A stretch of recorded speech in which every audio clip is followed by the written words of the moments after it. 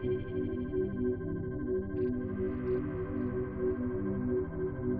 our second video, we're going to discuss income and substitution effects, which are components of the total price effect following a shift in prices. It's pretty obvious that after a change in prices, a consumer will make different purchasing decisions. However, those decisions are driven by economic and psychological systems that the consumer may or may not even be aware of. Income and substitution effects are an attempt to model some of those systems. To understand income and substitution effects, we begin by graphing a possible budget constraint of a consumer, let's call him Jimmy, on a plane representing the possible consumption bundles of good 1 and good 2. This is the budget constraint before the price change, so let's call it the initial budget constraint. Now that we know what he can afford, we apply his preferences by finding an indifference curve tangent to the budget constraint to find his optimal consumption bundle, represented by point A. At this point, the price of good 2 drops, so Jimmy's budget constraint shifts out because he can now afford more of good 2. This is the final budget constraint. If we again apply Jimmy's preferences and find the indifference curve tangent to his budget constraint, we can find his new optimal consumption bundle, represented by point B. We now know that the total price effect is the transition from point A to point B. The question now is, how do different components of the total price effect work? How does Jimmy make the decisions, consciously or unconsciously, to get from A to B? To answer those questions, we start by constructing a third budget constraint that we will call the compensated budget constraint. This budget constraint has the same slope as the final budget constraint, but is pivoted around point A, the bundle that Jimmy can just afford under the initial price levels.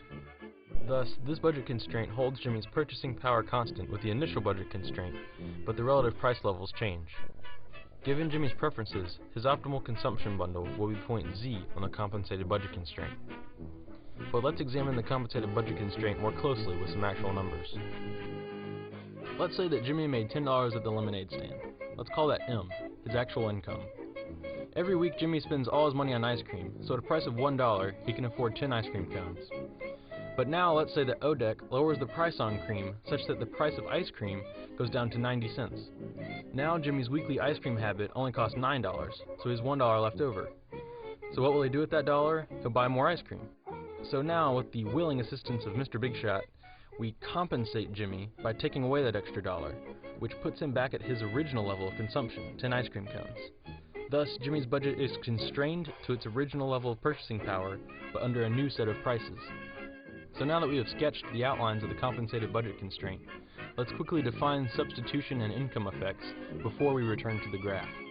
The substitution effect is the change in the consumption bundle demanded because of the change in rate of exchange between the two goods, with the purchasing power held constant.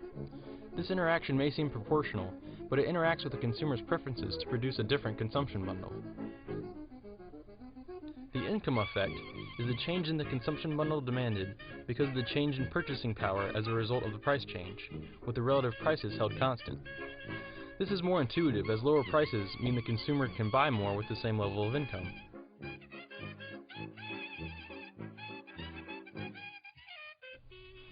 So now we can see graphically that the substitution effect, the distance from point A to point Z, is the change in relative prices with purchasing power held constant. Then, with relative prices held constant, we give Jimmy back his dollar and see the income effect from point Z to point B.